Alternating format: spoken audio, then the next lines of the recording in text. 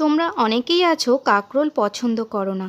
তোমরা যারা কাঁকরোল পছন্দ করো না এইভাবে একবার খেয়ে দেখবে, আশা করি তোমাদেরও খুব ভালো লাগবে। আর যদি ভালো লাগে, আমার চ্যানেলে যে সমস্ত নতুন বন্ধুরা আছো তোমরা যদি ফেসবুক থেকে দেখো তাহলে পেজটিকে ফলো করে, ও যদি ইউটিউব থেকে দেখো তাহলে একটা সাবস্ক্রাইব করে আমার পাশে থেকো। তাহলে আজকের রেসিপি কাঁকরোলের পুর ভাজা আমি কিভাবে বানালাম তা দেখে নাও আজকের ভিডিওতে। তো দেখো, এই রেসিপিটা করতে গেলে আমাদের প্রথমেই নিয়ে নিতে হবে কিছুটা পরিমাণ কাঁকরোল। তো আমি এখানে নিয়ে নিয়েছি কাঁকরোল, আর এই কাঁকরোলটাকে এইভাবে ঠিক কেটে নিতে হবে। তো তোমাদেরকে আমি দেখিয়ে দিচ্ছি, দেখো ঠিক এইভাবে কেটে নেবে তোমরা দু টুকরো করে। আর কচি কাঁকরোল হলে তো খুবই ভালো, কচি কাঁকরোল হলে ভিতরের যে দানাটা থাকে সেটা পুরের মধ্যে মশলা করে নেওয়া যায়। তো দেখো এইভাবে সব কাঁকরোলগুলো আমাদের কেটে নিতে হবে আর ধুয়ে পরিষ্কার করে এইভাবে সিদ্ধ করে নিতে হবে। তো জলের মধ্যে দিয়ে দিলাম আমি একটু নুন। জলটা খুব ভালোভাবে ফুটে গেলে ধুয়ে রাখা কাঁকরোলগুলো এর মধ্যে দিয়ে দিতে হবে। দিয়ে এটাকে একটু হালকাভাবে একটু সিদ্ধ করে নেব। তো খুব সিদ্ধ না, এটা একটু হালকা করেই সিদ্ধটা করে নিতে হবে। তো দেখো সিদ্ধ করা আমার হয়ে গেছে। এখন এটাকে জল ঝরিয়ে আমি ঠান্ডা করতে দেব। তো সেই সময় আমি মশলাটা বানিয়ে নিচ্ছি। তো এইখানে আছে 4 থেকে 5 চামচ মতো কালো সর্ষে, তার মধ্যে দিয়ে দেব পরিমাণ মতো লঙ্কা। তো এখানে আমি 5-6টা লঙ্কা দিয়েছি। তারপর দিয়ে দেব 1 থেকে 1.5 চামচ মতো সাদা জিরে আর কয়েকটা গোলমরিচ, 4-5টা মতো গোলমরিচ। এখন এটাকে বেটে নিতে হবে।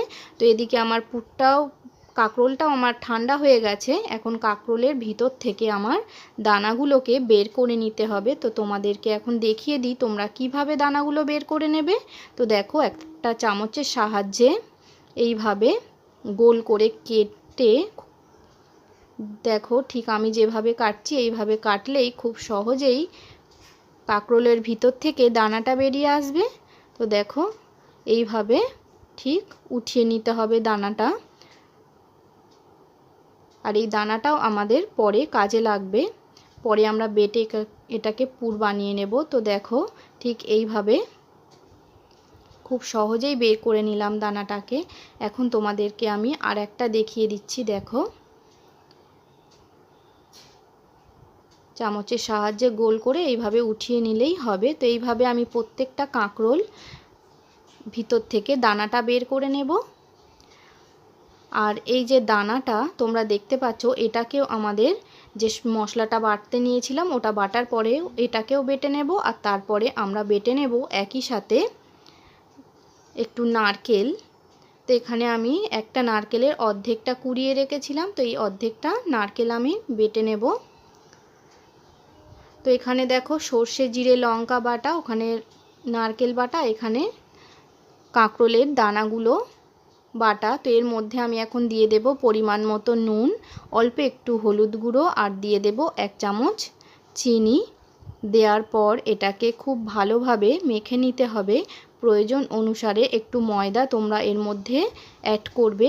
তো এই মশলাটা একটু শুকনো শুকনোই বাটার চেষ্টা করবে। তোমরা যদি মিক্সিতে বাটো তাহলে দেখেই বুঝতে পারছো একটু শুকনো শুকনো বাটারটা হবে। তো এখানে আমি 1 চামচ ময়দা ব্যবহার করেছি।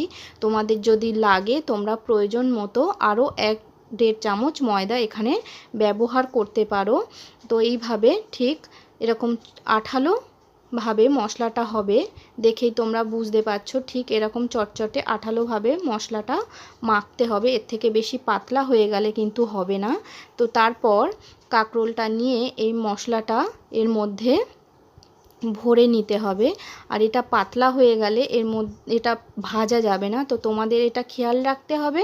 তো ঠিক এরকম মাখা মাখা, এরকম চটচটে মাখা মাখা মশলাটা বানাতে হবে। বানিয়ে কাঁকরোলের ভিতরে এইভাবে একটু ভরে নিতে হবে। যেভাবে আমি ভরছি ঠিক সেইভাবে তোমরা ভরে নেবে। তো এইভাবে আমি সব কটা কাঁকরোল রেডি করে নেব পুর ভরে। এখন আমি ওদিকে কড়াই বসিয়ে দিয়েছি, তেলটা গরমও হয়ে গেছে। তো এখন এই কাঁকরোলগুলোকে একে একে ছেড়ে দিতে হবে। তো এই কাঁকরোলগুলো পুরের দিকটা তোমরা আগে দেবে তেলের মধ্যে। এই যে দেখো যেভাবে আমি দিচ্ছি পুরের দিকটা আগে দিচ্ছি তেলের মধ্যে। এইভাবে যতগুলো কাঁকরোল কড়াইতে ধরবে। তো আমি দিয়ে দিলাম। দেওয়ার পর আগে যে কাঁকরোলগুলো দিয়েছি কড়াইতে সেগুলোকে আগে একটু উল্টে দেব।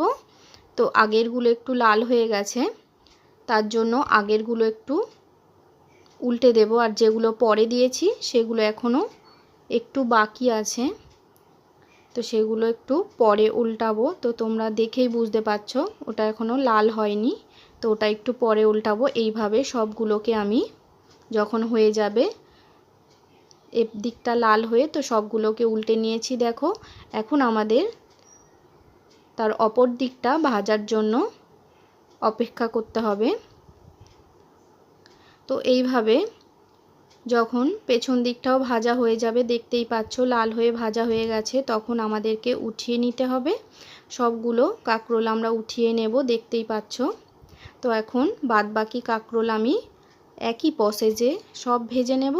তো দেখো সব ভাজা আমার হয়ে গেছে। এখন দেখো এটা কত সুন্দর লাগছে দেখতে। আর তোমরা যারা পছন্দ করো না এইভাবে একবার বানিয়ে খেয়ে দেখবে, আশা করি তোমাদেরও ভালো লাগবে। তো বন্ধুরা দেখো কাঁকরোলের পুর ভাজা কিন্তু একদম আমার রেডি। তোমরা কিন্তু এটাকে অবশ্যই বাড়িতে একবার ট্রাই করে দেখো, আর ভালো লাগলে লাইক কমেন্ট করে এটাকে শেয়ার করে দিও। তোমরা সবাই ভালো থেকো, সুস্থ থেকো, আর আমাকে এইভাবে সাপোর্ট করে যেও। তাহলে দেখা হচ্ছে পরের ভিডিওতে।